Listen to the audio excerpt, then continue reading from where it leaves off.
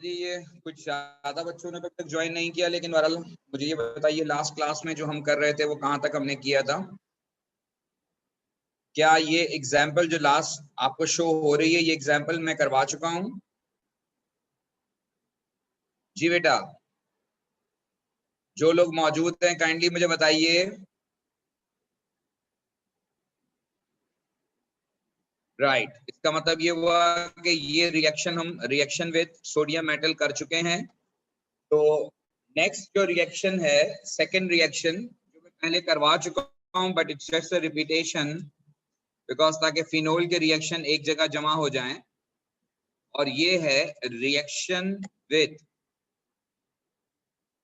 Sodium hydro oxide, या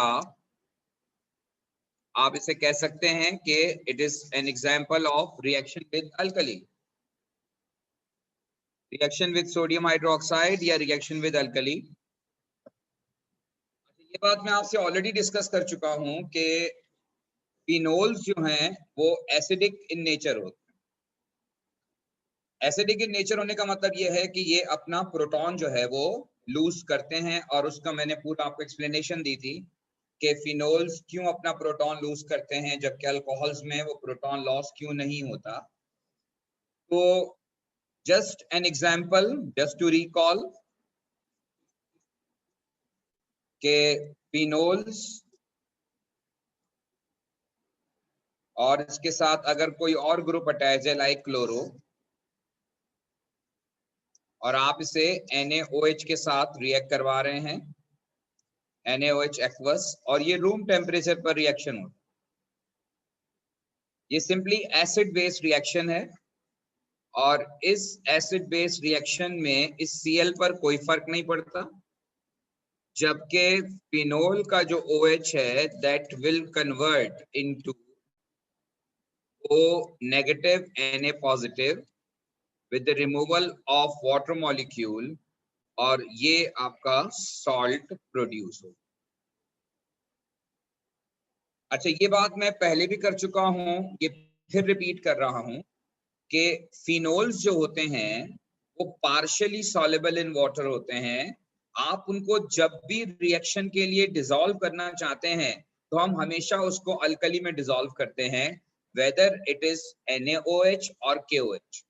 कोई भी स्ट्रॉन्ग अल्कलाइन सॉल्यूशन जब आप लेते हैं और उसमें फिनोल को डालते हैं तो वो फिनोल उसमें डिसॉल्व हो जाता है due to the formation of तो सॉल्ट फॉर्मेशन होती है, और वो कंपाउंड जो है यानी जो भी आपका फिनोल होता है वो डिसॉल्व हो जाता है।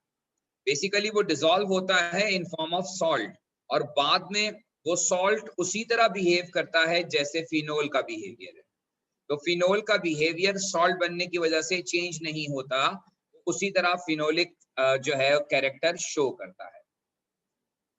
लेकिन एक और एग्जांपल अगर मैं आपको यहाँ पर दूं जिसमें फिनोल के साथ साथ जो है वो अल्कोहल भी मौजूद है, ये आप देखिए एग्जांपल। इसमें फिनोल के साथ अल्कोहल मौजूद है, और अगर फिनोल के साथ अल्कोहल मौजूद है और आपने इसमें NaOH एक्वस डाल दिया, तो अब इस रिएक्शन में फिनोल तो रिएक्ट करेगा, लेकिन ये OH जो कार्बन चेन से कनेक्टेड है ये अल्कोहल है, और alcohols do not react with NaOH। जबकि पिछली एग्जांपल में जो मैंने सोडियम मेटल के साथ दी थी उसमें आपको बताया था कि अल्कोहल का OH भी रिएक्ट करता है, फिनोल का OH भी रिएक्ट करता है, और कार्बोक्सिलिक एसिड का OH भी सोडियम मेटल से रिएक्ट करता है। तीनों रिएक्ट करके हाइड्रोजन गैस प्रोड्यूस करते हैं। लेकिन जब आप NaOH की बात करते हैं तो जो अल्कोहलिक पार्ट है वो NaOH से रिएक्ट नहीं करता, और ये कन्वर्ट हो जाता है into O negative Na positive, और इसके बाद ये CH2OH यानी अल्कोहलिक पार्ट जो है वो एज इट इज रह जाता है। अल्कोहलिक पार्ट जो है वो एज इट इज रह जाता है। तो ये आइडिया भी आपको होना चाहिए कि जब आप फिनोल में अगर अल्कोहल भी साथ मौजूद है तो इस फिनोलिक पार्ट पर तो रिएक्शन होगा NaOH का, लेकिन अल्कोहलिक पार्ट पर NaOH का रिएक्शन नहीं होगा।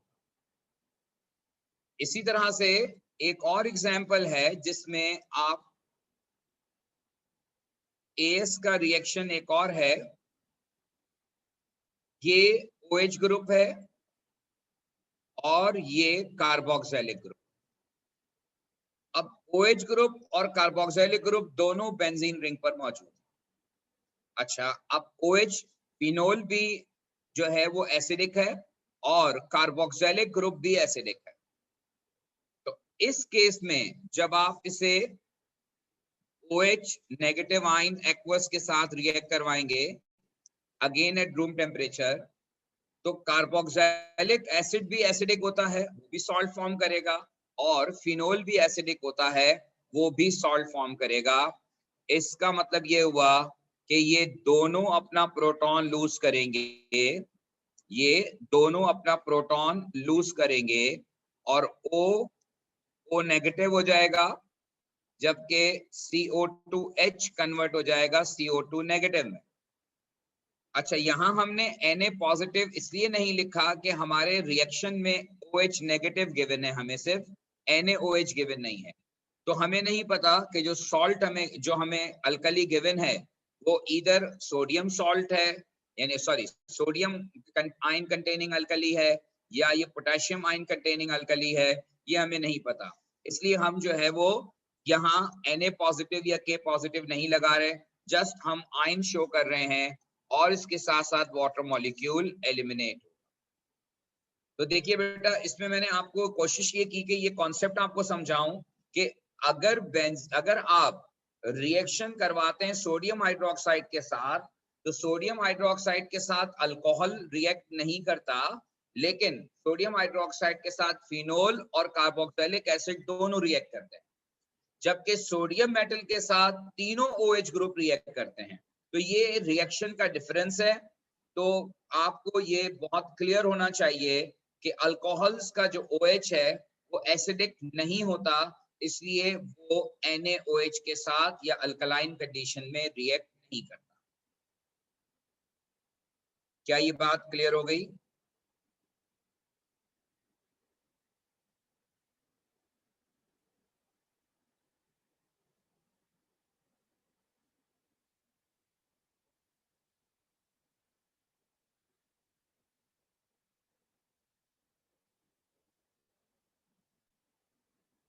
किसको रिएक्ट करवाया भाई? कहाँ रिएक्ट करवाया NaOH को? किसकी बात कर रहे हैं हम?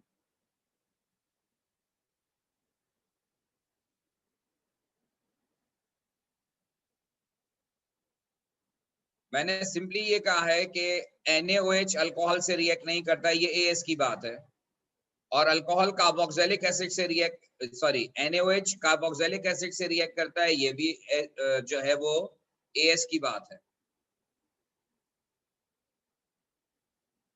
अगर OH की जगह NaOH लें तो यहाँ ONA हो जाएगा और CO2Na हो जाएगा। अगर आप यहाँ NaOH लिखेंगे तो यहाँ पर आप O नेगेटिव Na पॉजिटिव कर देंगे, और यहाँ आप CO2 नेगेटिव Na पॉजिटिव कर देंगे, बस ये फर्क पड़ेगा। लेकिन अल्कोहल वाला पार्ट जो है वो रिएक्ट नहीं करेगा, अल्कोहल जो है वो इनफ एसिडिक इन नेचर नहीं होता। तो ये सेकंड रिएक्शन है जो फिनोल का आपके सिलेबस का पार्ट है, एक सोडियम मेटल के साथ किया हमने और एक सोडियम हाइड्रोक्साइड के साथ। अब मैं आपको तीसरा रिएक्शन जो फिनोल से रिलेटेड है, ये है रिएक्शन विद एसाइल क्लोराइड।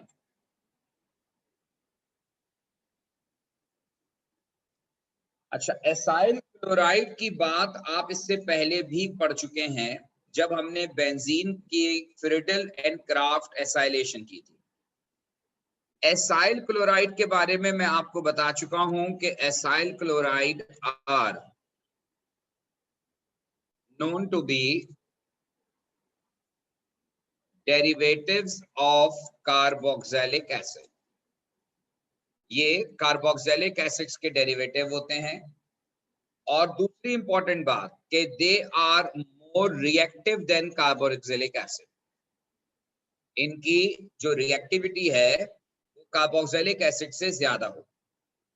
तो आप कोई भी एसाइल क्लोराइड ले लें और उसे फिनोल के साथ रिएक्ट करवाएं, तो रिएक्शन विद एसाइल क्लोराइड के साथ जो रिजल्टेंट प्रोडक्ट बनता है that is known to be phenyl ester.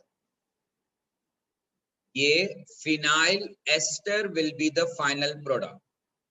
इसमें एस्टर फॉर्मेशन होती है लेकिन फिनाइल ग्रुप साथ होता है, यानी बेंजीन रिंग साथ होता है। तो phenyl ester would be the product of this reaction.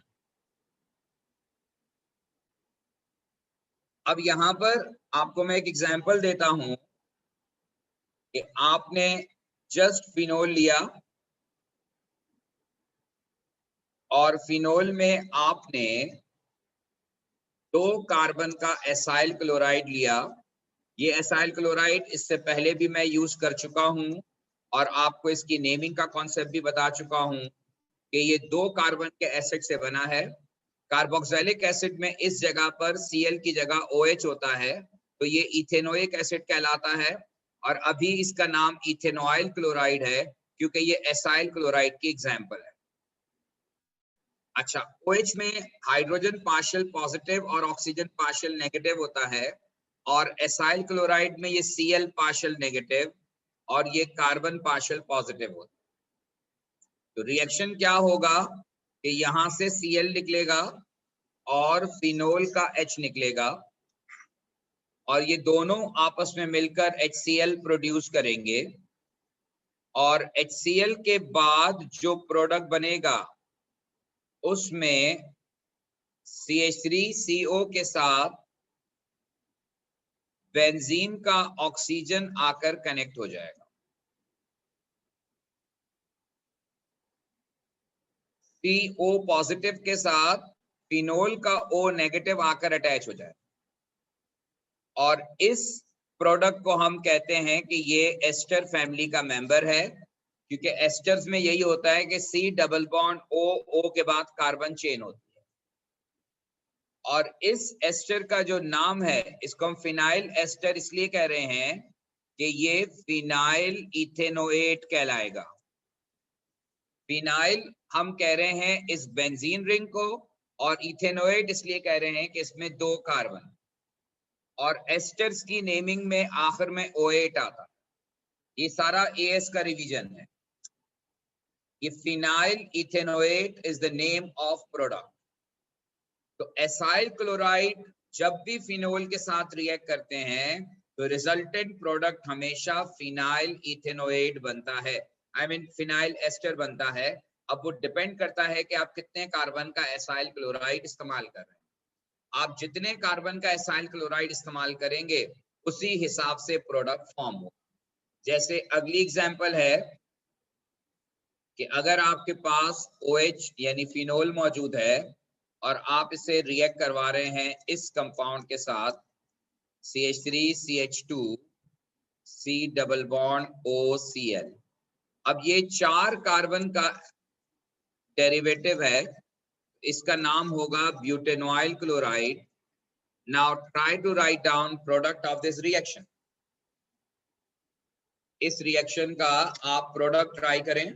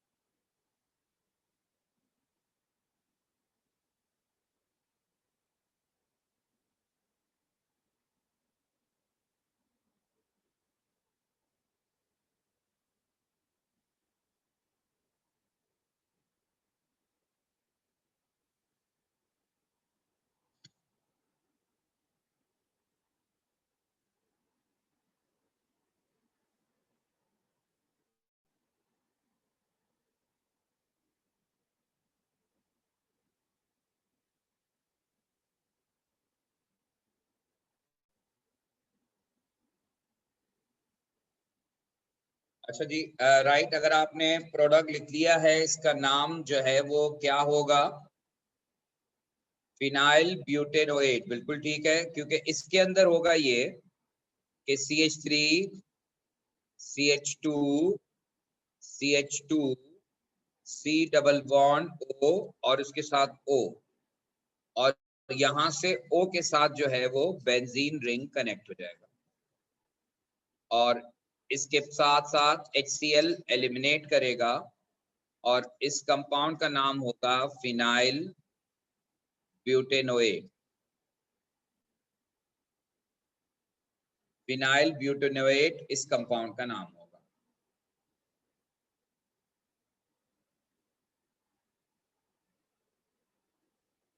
ठीक है जी, क्लियर हो गई ये बात?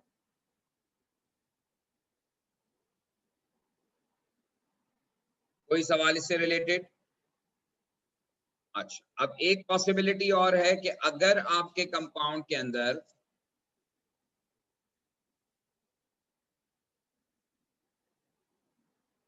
OH के साथ इधर Cl है और इधर OH भी मौजूद, और आप इस कंपाउंड को रिएक्ट करवा रहे हैं with CH3COCl, again ethanoyl chloride. अब डेफिनेटली इस रिएक्शन का जो प्रोडक्ट है उसका नाम आपको नहीं लिखना, लेकिन आप देख रहे हैं कि इस कंपाउंड के अंदर 2 पोजीशंस पर OH ग्रुप मौजूद है। अब एग्जामिनर आपसे ये नहीं कहेगा कि आपने एक पोजीशन पे रिएक्ट करवाना है या 2 पोजीशन पे रिएक्ट कराना है। एग्जामिनर आपसे ये कहेगा कि इस रिएक्शन का प्रोडक्ट बताओ। तो आपको प्रोडक्ट में आपको पता है कि ये OH जो है, ये इथेनॉइल क्लोराइड पहले वाले OH से भी रिएक्ट करेगा, दूसरे वाले OH से भी रिएक्ट करेगा। हाँ, अगर मॉलिक्यूलर फार्मूला गिवन हो और मॉलिक्यूलर फार्मूला में एक ही एस्टर लिंकेज शो हो रहा हो, तो फिर एक अलग बात है, फिर आप एक ही जगह पे जो है वो अटैचमेंट शो करेंगे। लेकिन अगर एक रैंडम क्वेश्चन है जिसमें एग्जामिनर ने बस तरह से कहा और कहा कि आप प्रोडक्ट लिखें, तो फिर इस केस में आप जब प्रोडक्ट लिखेंगे तो बेंजीन के साथ ये Cl अपनी जगह रहेगा, और इस O के साथ यहां से जो आएगा वो COCH3 आएगा, तो O के साथ आप लिख देंगे COCH3, यानी एस्टर लिंकेज इज फॉर्म। और इसी तरह से यहां पर जो OH है, इस O के साथ भी CO आएगा, तो ये हो जाएगा CO2CH3। पहले O था, O के साथ एक और O आ गया तो 2 O हो गए, O2CCH3 या CH3CO2 लिखेंगे, और यहां पर HCl का मॉलिक्यूल एलिमिनेट। अब आप कहेंगे ये बैलेंस नहीं है, यहाँ पे 2 मॉलिक्यूल कैसे लग गए? तो मैंने आपसे पहले भी कहा है कि ऑर्गेनिक रिएक्शंस को बैलेंस करने की जरूरत नहीं होती। जब आप किसी भी कंपाउंड को रिएक्ट करवाते हैं तो वहां पर जितने पॉसिबल ग्रुप्स होते हैं जहां पर रिएक्शन पॉसिबल हो सकता है, वहां सारी पोजीशंस पे रिएक्शन होता है, और अल्टीमेटली सारी पोजीशन पे जहां जहां अटैचमेंट होनी है वहां अटैचमेंट होगी। और अगर आपको बहुत शौक है तो फिर आप इसको 2 और 2 लिख दें, लेकिन बहरहाल इसकी जरूरत नहीं है।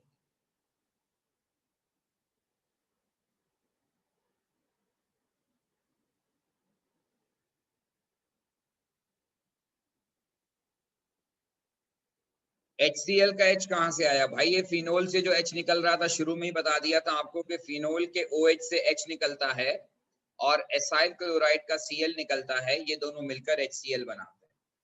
तो जो H आ रहा है वो फिनोल से आ रहा है। अच्छा जी, अब ऐसा भी हो सकता है, अब देखिए एक और पॉसिबिलिटी, और वो एक और पॉसिबिलिटी ये है कि आपके पास फिनोल है और आप जो कंपाउंड अब इस्तेमाल कर रहे हैं वो ये है।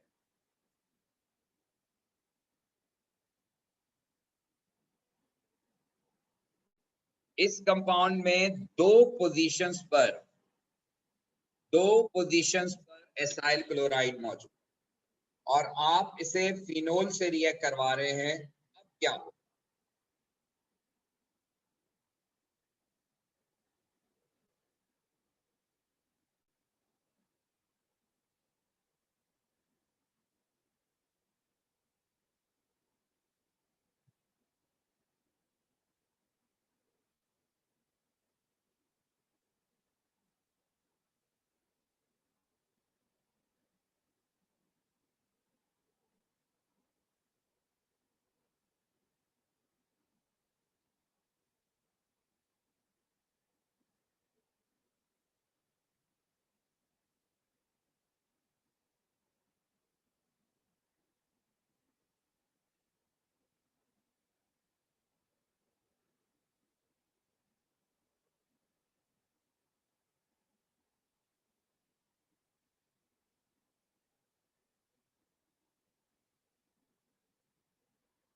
किसी भी एक जगह से रिएक्ट नहीं होगा। मैंने आपको पहले भी कहा कि जहां भी पॉसिबल पोजीशंस पे रिएक्शन हो सकता है वो रिएक्शन होगा।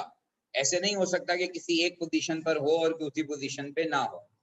तो अगर दो पॉसिबल पोजीशंस हैं जहां रिएक्शन हो सकता है तो दोनों पॉसिबल पोजीशन पे रिएक्शन होगा। और जैसे ये यहाँ CH2 और इसके साथ ये C डबल बॉन्ड O और C डबल बॉन्ड O के साथ आएगा O फिनोल का, और फिनोल के O के साथ ये बेंजीन रिंग है। तो ये एक तरफ का अटैचमेंट हो गया, और सेकंड अटैचमेंट जो है वो CO के साथ O है और O के साथ जो है वो बेंजीन रिंग है, और प्लस 2HCl है, और ये जो है वो 2HCl यहाँ पर फॉर्म होगा। और ये प्रोडक्ट जो है ये, इसका नाम आपको नहीं लिखना, हाँ इसका नाम जरूर आप लिख सकते हैं, लेकिन वो बाद में जब मैं एसाइल क्लोराइड करवाऊंगा तो उस वक्त आपको ये बात बताऊंगा। लेकिन बहरहाल ये दोनों पॉसिबल पोजीशन पे रिएक्शन इसका होगा। अगर बैलेंस करना चाह रहे हैं तो आप 2 फिनोल मॉलिक्यूल ले लीजिए। तो ये एक बात समझ लीजिए कि अगर दो OH हैं तो दोनों OH एसाइल क्लोराइड से रिएक्ट करेंगे, अगर दो एसाइल क्लोराइड हैं तो दोनों एसाइल क्लोराइड भी रिएक्ट करेंगे। तो इसमें कोई जो है वो कंफ्यूजन आपको नहीं होना चाहिए कि अनटिल एंड अनलेस के आपको पेपर के अंदर एग्जामिनर प्रोडक्ट दे दे, खुद ही कहे कि जिसमें एक ग्रुप लगा है, तो वो एक अलग बात है। लेकिन वैसे जो है वो आपको अगर प्रोडक्ट लिखना होगा तो आप हमेशा पूरा प्रोडक्ट लिखेंगे। अच्छा, एक चीज और ये भी नोट कर लीजिएगा कि फिनोल्स, अच्छा आपने एएस में जो एस्टर फॉर्मेशन पढ़ी थी वो अल्कोहल के साथ पढ़ी थी। अल्कोहल और कार्बोक्सिलिक एसिड जब आपस में रिएक्ट करते हैं इन प्रेजेंस ऑफ एसिड, तो आपने एस्टर फॉर्मेशन पढ़ी थी। क्या पढ़ा था आपने कि alcohol, alcohols plus carboxylic acid,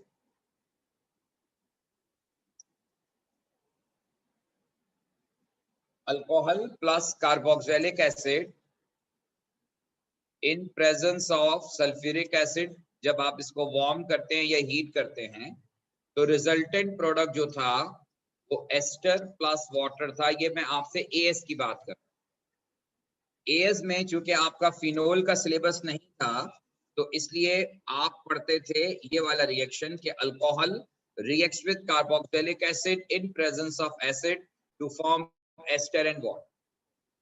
लेकिन अब यहाँ एक इंपॉर्टेंट बात है जो कि आपको याद रखनी है, और वो ये है कि फिनोल में अगर आप कार्बोक्सिलिक एसिड डालेंगे तो फिनोल्स जो हैं वो कार्बोक्सिलिक एसिड के साथ रिएक्ट नहीं करते। फिनोल्स सिर्फ एसाइल क्लोराइड से रिएक्ट करके, phenols only react with acyl chloride, phenols react with acyl chloride to form an ester. इसका मतलब है कि अगर आपको फिनोल का एस्टर बनाना है तो फिनोल का एस्टर बनाने के लिए आपको जरूरत पड़ेगी एसाइल क्लोराइड की। ये मैंने लिख दिया है, ये पास पेपर में कई दफा क्वेश्चन आया हुआ है। अगर आपसे पूछता है कि फिनोल कार्बोक्सिलिक एसिड से रिएक्ट करेगा या नहीं करेगा, इसका रीजन आपका मसला नहीं है, सिर्फ आपको ये पता होना चाहिए कि फिनोल और कार्बोक्सिलिक एसिड का आपस में कोई रिएक्शन नहीं होता। यानी फिनोल और कार्बोक्सिलिक एसिड आपस में रिएक्ट करके एस्टर और वाटर फॉर्म नहीं करते जैसे अल्कोहल और कार्बोक्सिलिक एसिड करते हैं। तो एस्टर फॉर्मेशन करनी है अगर फिनोल की तो फिर आपको एसाइल क्लोराइड ही रिक्वायर्ड होगा, वही एस्टर फॉर्म करेगा। कार्बोक्सिलिक एसिड एस्टर फॉर्मेशन नहीं करता। होपफुली आपको मेरी ये बात समझ में आ गई हो।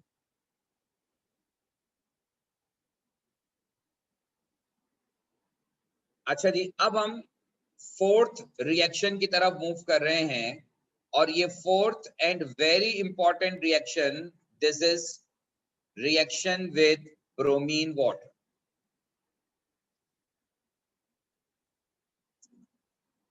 रिएक्शन विद ब्रोमीन वाटर, या फिर आप इसको ब्रोमीन एक्वस यानी एक्वस ब्रोमीन कहते हैं। तो रिएक्शन विद ब्रोमीन वाटर या रिएक्शन विद एक्वस ब्रोमीन जो है, ये रिएक्शन हम इस्तेमाल करते हैं एज आइडेंटिफिकेशन टेस्ट। ये रिएक्शन हम इस्तेमाल करते हैं as identification test for phenol. यानी अगर आप फिनोल को और अल्कोहल को डिफरेंशिएट करना चाहते हैं तो ये एक टेस्ट है जिससे आप अल्कोहल और फिनोल को डिफरेंशिएट कर सकते हैं। और क्या करेंगे टेस्ट में? टेस्ट ये है कि आप ऑर्गेनिक कंपाउंड लेंगे जिसमें आपको फिनोल चेक करना है कि फिनोलिक ग्रुप है या नहीं है।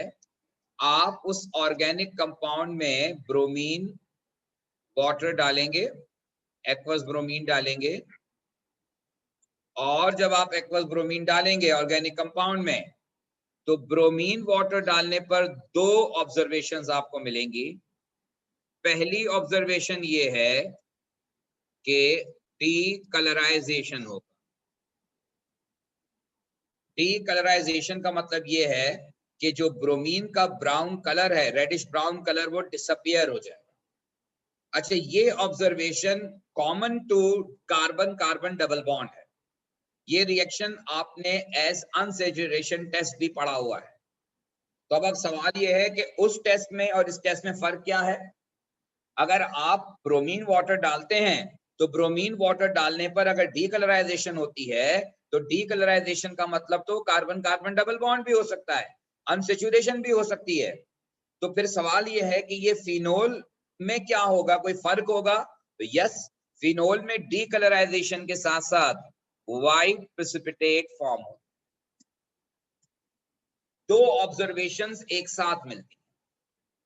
अगर आप किसी ऑर्गेनिक कंपाउंड में ब्रोमीन वाटर डालते हैं और सिर्फ डीकलराइजेशन होती है तो ओनली डीकलराइजेशन इंडिकेट करती है presence of carbon carbon double bond. Only decolourisation जो है, यहां मैं लिख देता हूं कि अगर ओनली डीकलराइजेशन हुई और व्हाइट पीपीटी फॉर्म नहीं हुआ, ओनली डीकलराइजेशन अकर्स, तो उस केस में ये कंफर्म करेगा, इट कंफर्म्स अनसैचुरेशन यानी carbon carbon double bond. This will confirms presence of unsaturation, that is carbon carbon double bond. लेकिन अगर डीकलराइजेशन के साथ साथ व्हाइट प्रेसिपिटेट भी फॉर्म हो तो डीकलराइजेशन के साथ व्हाइट प्रेसिपिटेट का बनना ये कंफर्म करता है कि ये फिनोल है। तो जरा टेस्ट में फर्क जहन में रखिएगा कि कार्बन कार्बन डबल बॉन्ड का टेस्ट भी यही है और फिनोल का टेस्ट भी यही है, लेकिन दोनों की ऑब्जर्वेशन में थोड़ा फर्क है। If only decolourisation occurs then it confirms unsaturation, and if along with decolorization white precipitate भी फॉर्म हुआ है तो ये कंफर्म करता है presence of phenol in a compound.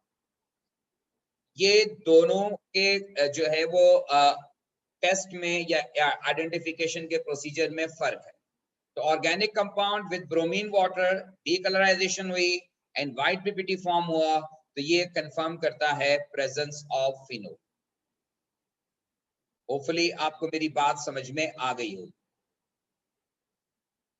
कि आप फिनोल को अल्कोहल से कैसे डिफरेंशिएट करेंगे। अगर ये ब्रोमीन वाटर डालने पर डीकलराइजेशन ना हो, व्हाइट पीपीटी ना बने, तो इसका मतलब यह है कि ये फिनोल नहीं है। फिर ये कुछ और हो सकता है, मे बी अल्कोहल, क्योंकि आपको पता है कि OH ग्रुप का एक टेस्ट हमने पहले पढ़ा था सोडियम मेटल के साथ। अगर फर्स्ट एग्जामिनर आपसे कहता है कि this compound reacts with sodium metal to produce hydrogen gas but it is not decolourised by bromine water, इसका मतलब ये हुआ कि कंफर्म हो गया कि इसके अंदर अल्कोहल है, क्योंकि अल्कोहल का OH रिएक्ट करेगा, लेकिन डीकलराइजेशन ना होने का मतलब ये है कि फिनोल नहीं है।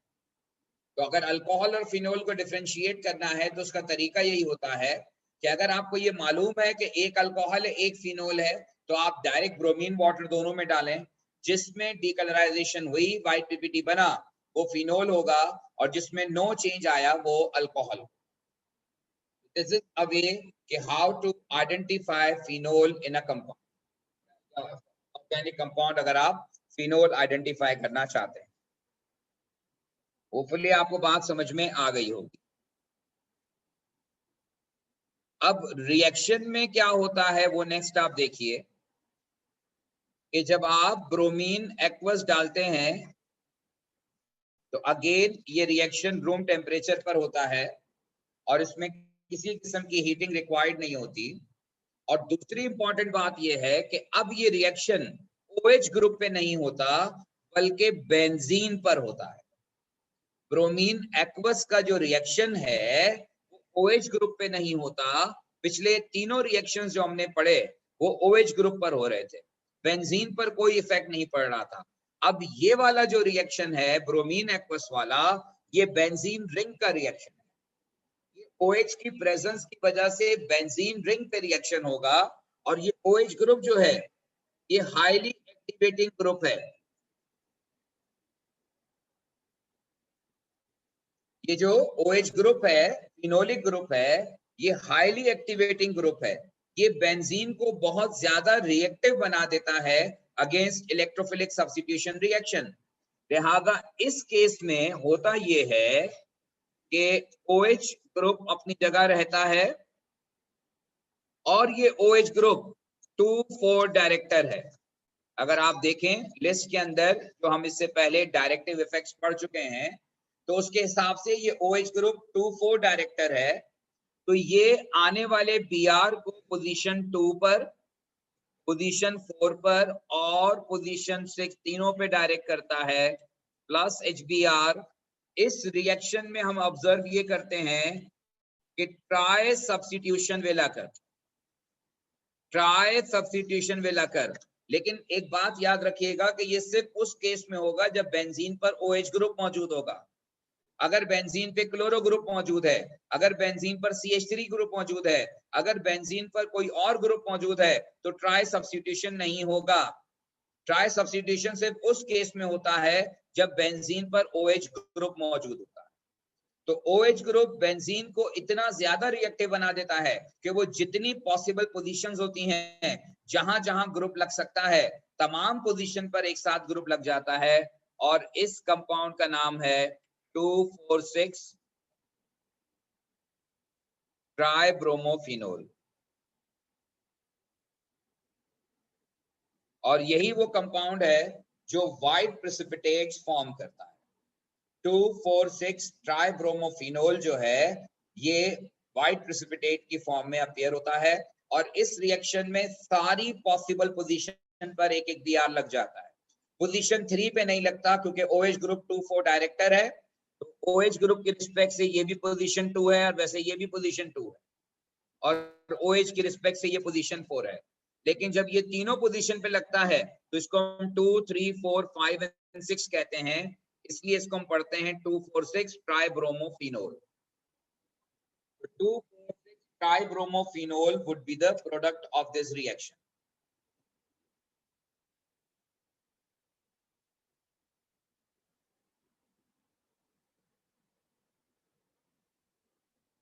पोजीशन 6 जो है वो आइडेंटिकल टू पोजीशन 2 है, इसलिए इन तीनों पोजीशन पर अटैचमेंट की पॉसिबिलिटी मौजूद है, इसलिए ये OH ग्रुप जो है वो तीनों पोजीशन पर एक एक Br लगवा दे।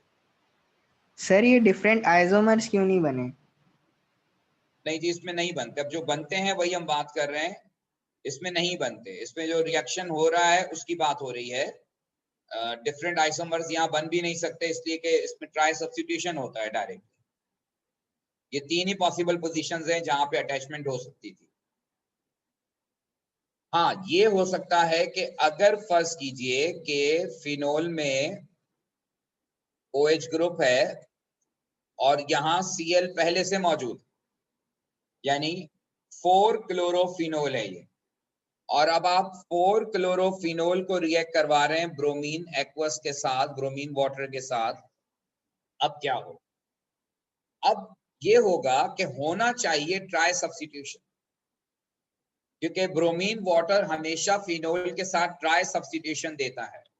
लेकिन इस केस में पोजीशन 4 पर ऑलरेडी Cl मौजूद है, यानी पोजीशन 4 ऑलरेडी इंगेज है। और आपको मैं बता चुका हूं कि बेंजीन पर अगर कोई ग्रुप मौजूद हो किसी कार्बन पर, आप उसको रिप्लेस नहीं कर सकते, लिहाजा हमने पूरा compound as it is copy कर लिया। अब ब्रोमीन कहां कहां जाएगा? ब्रोमीन जाएगा पोजीशन 2 पर, और यहां पर भी पोजीशन 2 पर। यहां ट्राई सब्स्टिट्यूशन नहीं हो सकता, वजह इसकी ये है कि पोजीशन 4 ऑलरेडी इंगेज। तो अगर पोजीशंस ऑलरेडी इंगेज होंगी तो फिर उस केस में आपको देखना पड़ेगा कि जो पोजीशन इंगेज है और जहां पर बीआर जा सकता था, तो फिर वहां पर बीआर नहीं जाएगा, क्योंकि आप किसी भी ग्रुप को रिप्लेस करके बीआर नहीं ला सकते।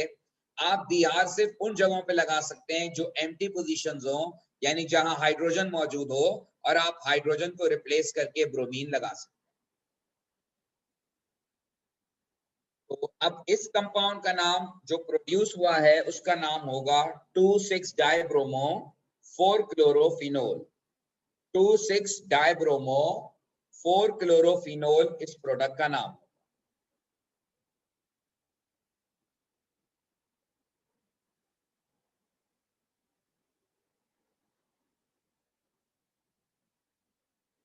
इस रिएक्शन में अगर आप ब्रोमीन एक्वस डालते हैं, ये भी फिनोल है, आप बताइएगा अब क्या होगा?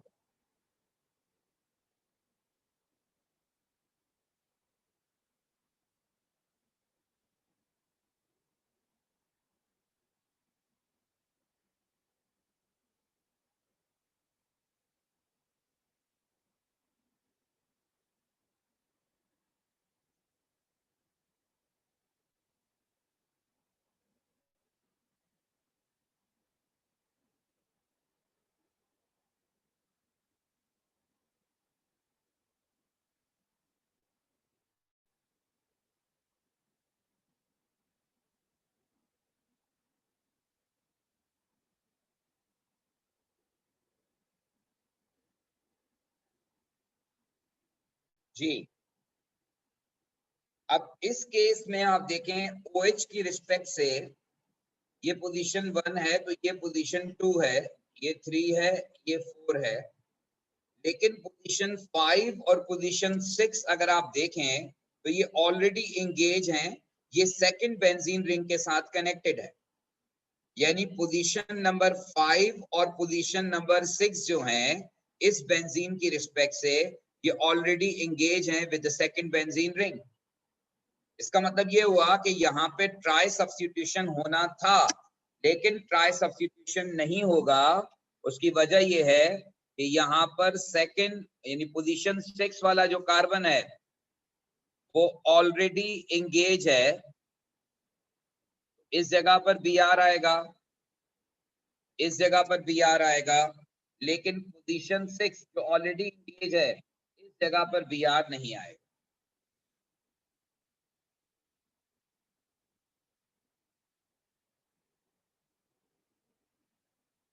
तो ये आपका जो प्रोडक्ट बनेगा, और इसके साथ जो है ये HBr बनेगा।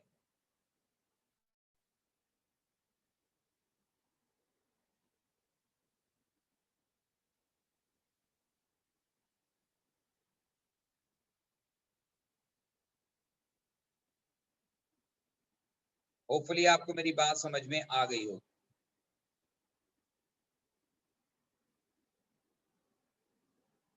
अच्छा, एक और पॉसिबिलिटी है कि अगर OH ग्रुप जो है वो मौजूद है 2 पोजीशंस पर। Now what will be the next?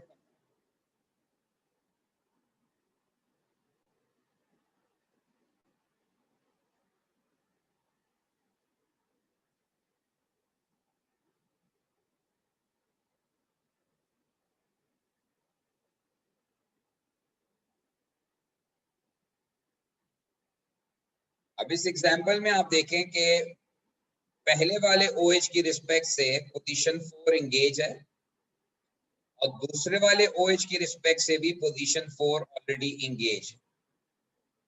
सवाल ये है कि प्रोडक्ट क्या बनेगा। ये दो OH ग्रुप हैं, पहला वाला OH ग्रुप भी डायरेक्ट करेगा इनकमिंग ग्रुप को और दूसरा वाला OH ग्रुप जो है वो भी डायरेक्ट करेगा इनकमिंग ग्रुप। तो दोनों इनकमिंग ग्रुप को डायरेक्ट करेंगे और जब दोनों इनकमिंग ग्रुप को डायरेक्ट करेंगे तो ये OH और ये OH हमने एज इट इज कॉपी कर लिया। अब ये वाला OH इनकमिंग ग्रुप को पोजीशन 2 पर डायरेक्ट करेगा, इसकी रिस्पेक्ट से ये भी पोजीशन 2 है, ये भी पोजीशन। तो ट्राई सब्स्टिट्यूशन होना था लेकिन ये पोजीशन एंगेज होने की वजह से इन दोनों पोजीशन पे Br आ गया। लेकिन ये वाला OH भी तो है, ये भी तो डायरेक्ट करेगा, ये भी तो फिनोल है। इसका मतलब है ये फिनोल वाला OH कहां डायरेक्ट करेगा, ये डायरेक्ट करेगा इन दो पोजीशंस पर। इसका मतलब ये है कि अगर बेंजीन पर दो OH ग्रुप मौजूद हैं तो ये चारों पोजीशन पर एक एक Br अटैच हो जाएगा, दो पर एक OH की वजह से और रिमेनिंग 2 पर दूसरे OH की वजह से, और प्लस HBr तो खैर इस रिएक्शन में रिलीज होता ही है। होपफुली आपको बात समझ में आ गई।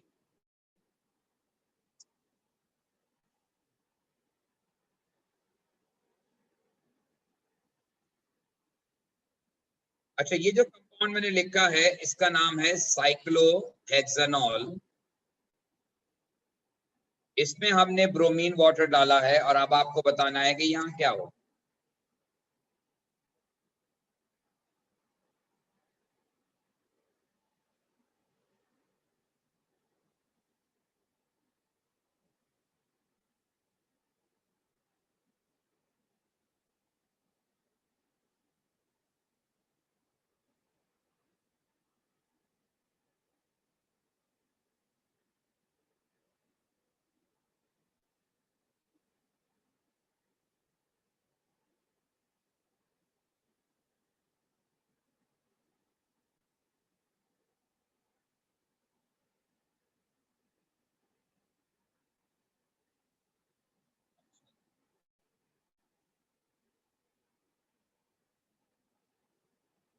अतर कह रहे हैं कि नो रिएक्शन, बाकी लोगों का क्या ख्याल है?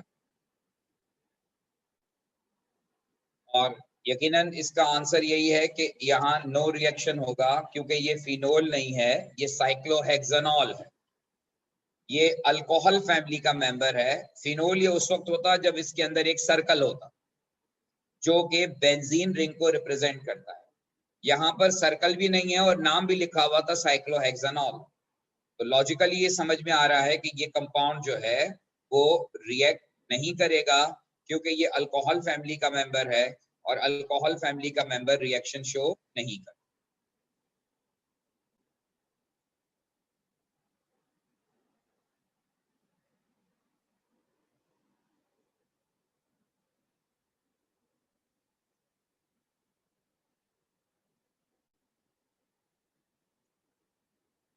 अब इस रिएक्शन में हमने ब्रोमीन एक्वस डाला है, हमें इसका प्रोडक्ट लिखना।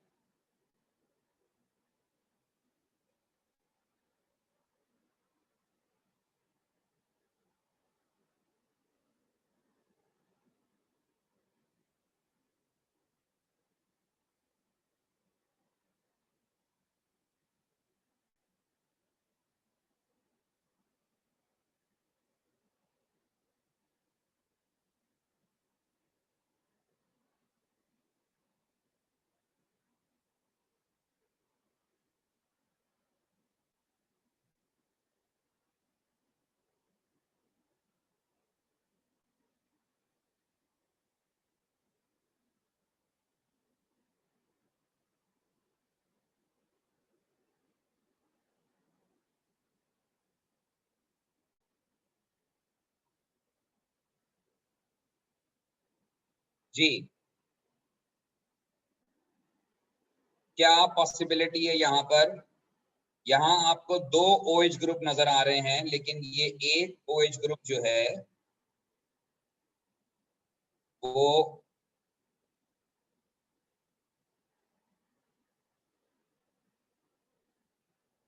एक OH ग्रुप यहाँ बेंजीन से कनेक्टेड है और एक OH ग्रुप जो है वो आपको नजर तो आ रहा है लेकिन ये अल्कोहल है क्योंकि ये सिंपल कार्बन चेन के साथ कनेक्टेड है।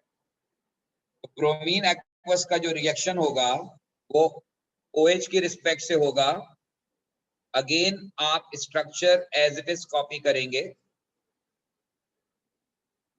स्ट्रक्चर आपने एज इट इज कॉपी करना है और अब इस OH की रिस्पेक्ट से, इस OH की रिस्पेक्ट से नेक्स्ट पोजीशन ये है 2 और इधर पोजीशन 2 ये है, तो एक Br जो है वो एक Br इधर आएगा और एक Br इधर आएगा। ये डाई सब्स्टिट्यूशन होगा और इस OH की रिस्पेक्ट से आप देखें अगर ये पोजीशन 2, ये पोजीशन 3 और ये पोजीशन 4 है और जो पोजीशन 4 है ये पोजीशन 4 ऑलरेडी बाइंड किए हुए है एक और कार्बन चेन के साथ। अल्टीमेटली इस जगह पर जो है वो सब्स्टिट्यूशन नहीं हो, ये पोजीशन ऑलरेडी एंगेज है। तो अब इस मॉलिक्यूल का जो है वो रिजल्टेंट प्रोडक्ट जो होगा इस रिएक्शन का वो आपके सामने ये है जनाब, इसका एक्वस ब्रोमीन के साथ रिएक्शन। अब अगर किसी किस्म का कोई कंफ्यूजन है आपको तो आप पूछ सकते, कोई अगर इससे रिलेटेड क्वेश्चन।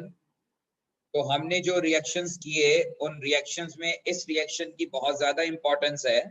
इसकी वजह यह है कि ये रिएक्शन एज आइडेंटिफिकेशन टेस्ट इस्तेमाल होता है और चूंकि ये आइडेंटिफिकेशन टेस्ट है तो आप इसको अल्कोहल से और इवन कार्बोक्सिलिक एसिड से डिफरेंशिएट कर सकते हैं क्योंकि कार्बोक्सिलिक एसिड में, अल्कोहल में और फिनोल में, तीनों में कॉमन चीज OH ग्रुप है। तीनों जो है वो सोडियम मेटल से रिएक्ट करके हाइड्रोजन गैस प्रोड्यूस करते हैं।